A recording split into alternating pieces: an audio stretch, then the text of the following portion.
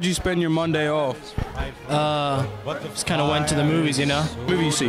It's for me to know and for you to find out. Okay. How'd you spend your Monday off? I spend all day shuffling driveways with my cousins. Hey, $20. What you gonna spend that $20 on? I don't know yet. We'll find out. I spent my Monday off. I made money by shuffling driveways. How much? $45. What you gonna spend that on? I don't know. How'd you guys spend your Monday off? I worked walking my new puppy. New puppy. I have a new puppy too. It's a Yorkie. New puppy bros. That's how I like it. I did a lot of homework. I sat at my house and mourned over the loss of my career and future life. Interesting. Oh, I slept in. Yeah. Hello. So what did you guys do with your Monday off? I kind of just stood inside and watched American Pickers.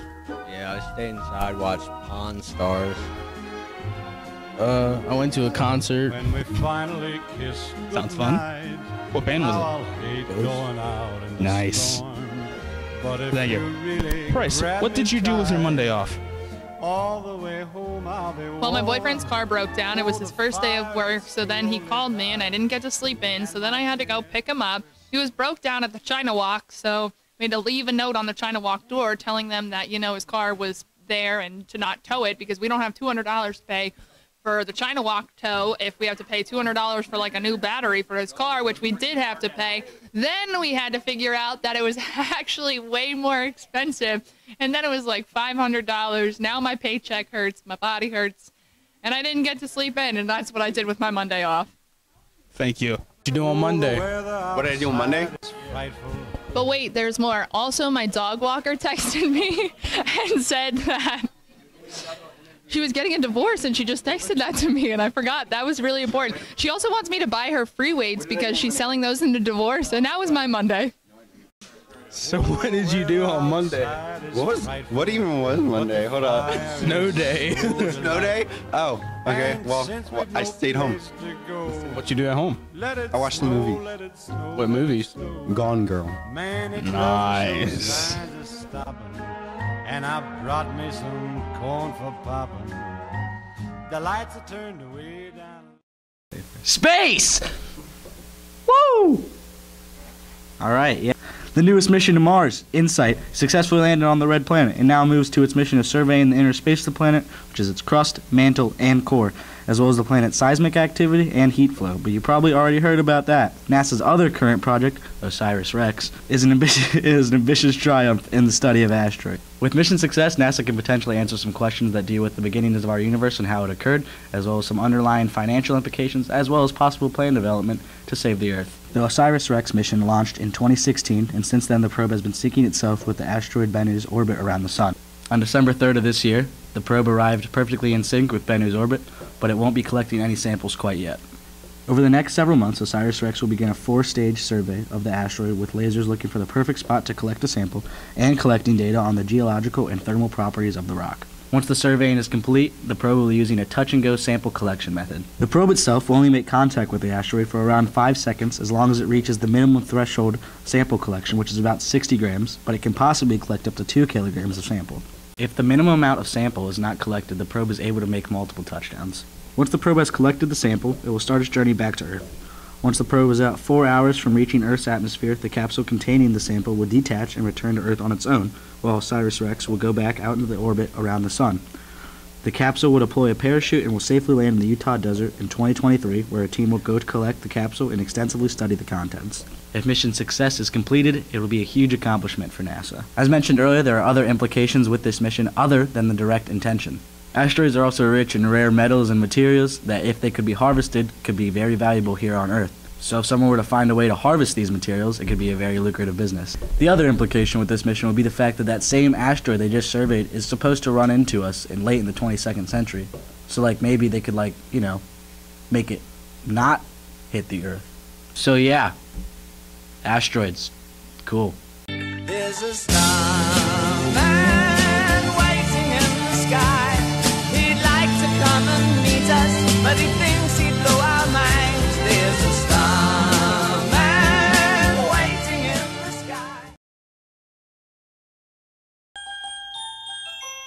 I don't have enough hair. Scrunchies. I like scrunchies. Do you see my head? $2 for one, $5 for three. Buy scrunchies!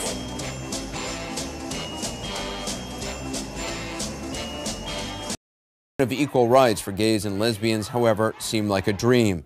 Different topics. The homosexuality one didn't air on TV because it was too controversial, but it's on. Whether this is legal or not can be tested out, but isn't this about something else? This is about what folks in North Carolina and Mississippi right now, Georgia recently, want and don't want. An Ottawa teen suicide is putting the spotlight back on school bullying and depression. He was gay and out, and he was bullied at school because of his sexual orientation, and he wrote about his feelings on a number of social networking sites. Here's just a couple.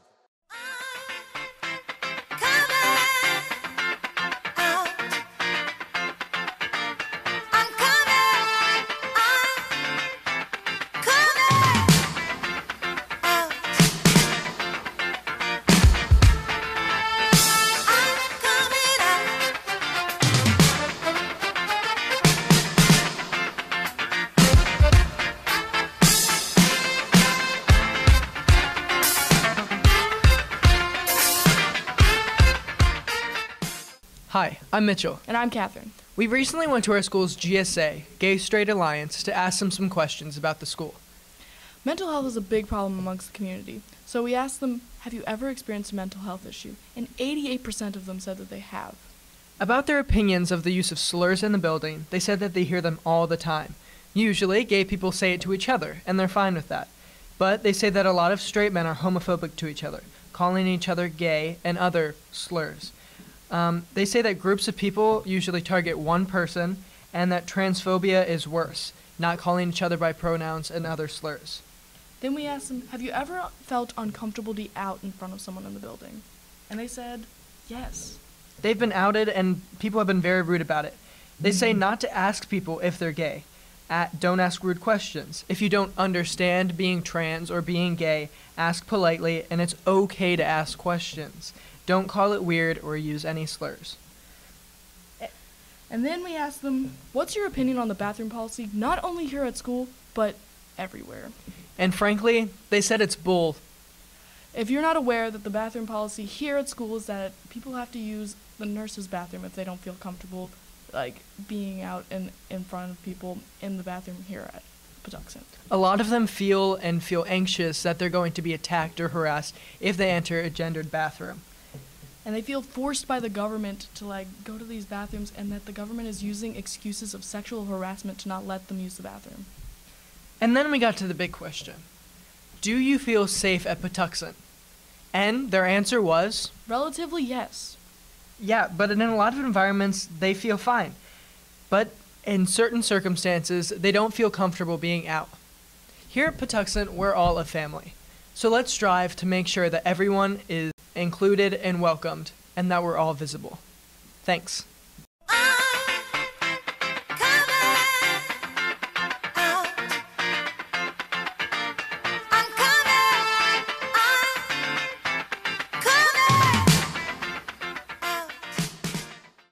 Well, 2018 is officially coming to a close, and with that, it's time to recap some of the greatest moments in terms of entertainment.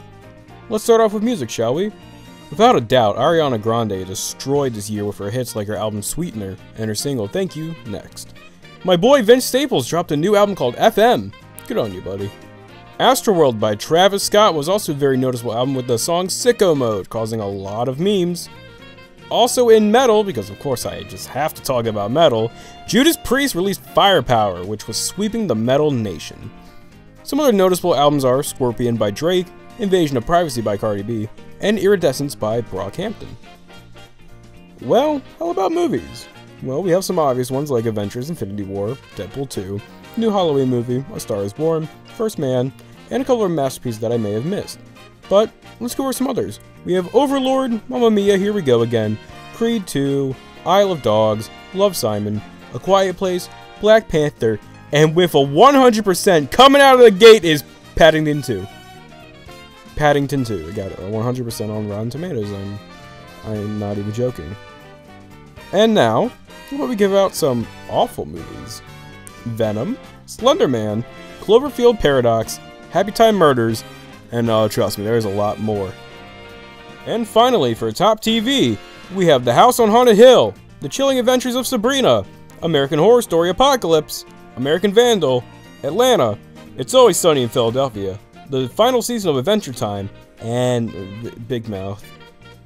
I don't like it, but some people do. Season 2, haven't watched it, probably not gonna watch it.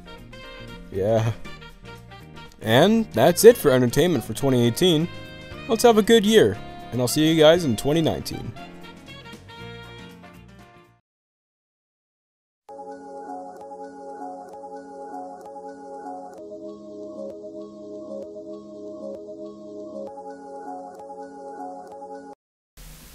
Good morning, boys and girls. It's sports time. This week for indoor track, on Monday, H.G. Jenkins went first place in the long jump. Eugene Ward went first place in the high jump.